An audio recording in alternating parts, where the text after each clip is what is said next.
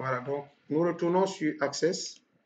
Mais avant tout, il faut partager l'écran entièrement parce que là, l'écran n'est pas entièrement partagé.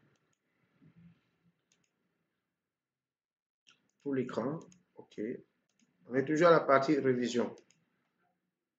Voilà, donc ici, nous avons créé la base de données qui s'appelle alimentation. Et dans cette base, nous voulons créer une table patient. Pour cela, il suffit, je vais prendre la loupe pour agrandir un peu les écritures dans la vidéo. Donc, pour cela, il suffit de cliquer sur le menu Créer. Alors, vous avez le menu Créer, vous cliquez sur Créer. Lorsque vous cliquez sur Créer, vous aurez table, création de table, liste SharePoint, etc. C'est création de table qui nous intéresse parce que cette icône permet de créer une table vide en mode création. Maintenant, une table est considérée ici comme un fichier. On peut dire une table ou un fichier ou une relation.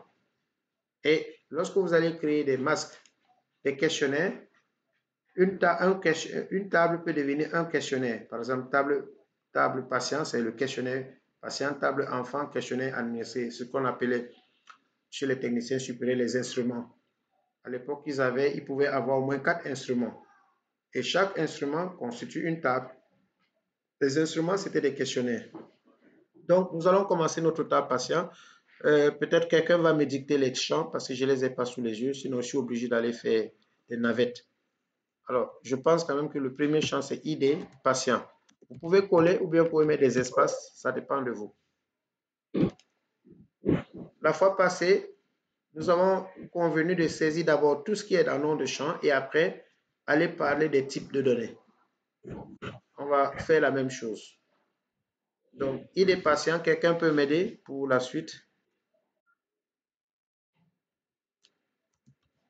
Quelqu'un peut m'aider? C'était non patient, non? Après le ID.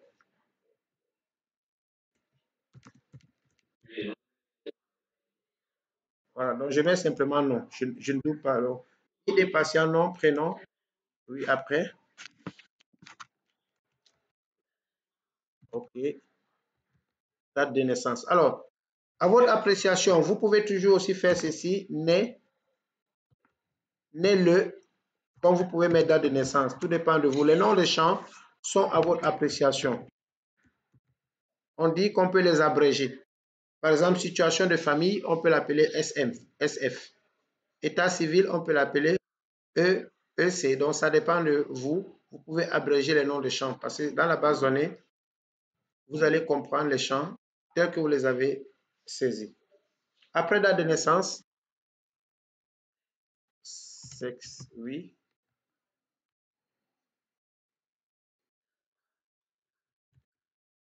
Poids en kg, le poids SKG, taille en centimètres, antécédent. Vous voyez comment j'abrège ça donc? ATC, alors aidez-moi, antécédent, femme. Alors, voyez, moi je l'abrège. ATCD femme. Statut, but.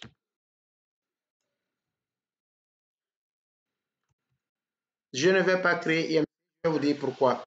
Ne créez pas IMC parce que dans la table, on peut faire le calcul comme dans Excel. Donc, IMC, je ne vous conseille pas de créer, je vais vous donner la stratégie. Parce que tant qu'on n'a pas enregistré la table, on ne peut pas faire de calcul dans la table. Donc, si quelqu'un crée IMC, il ne pourra pas faire de calcul parce que la table doit d'abord être enregistrée. Donc, IMC, on va l'ajouter après. On va voir d'ailleurs, ça nous permettra de voir comment modifier une table. Merci. Fatima, vous avez suivi? La fois passée, on a eu beaucoup plus de champs. Hein. C'est la même technique qu'on va utiliser ce matin. Bon, si c'est rapide, vous nous arrêtez, hein, parce que c'est en ligne. Il ne faudra pas que ce soit rapide. Bon, on attend ceux qui n'ont pas encore terminé pour qu'ils soient au même niveau que nous pour pouvoir expliquer la colonne en face de la colonne qui s'appelle type de données. On va terminer par l'enregistrement de la table. Pour l'instant, vous voyez, c'est écrit table 1. Donc, j'arrête un peu, je fais la pause de la vidéo.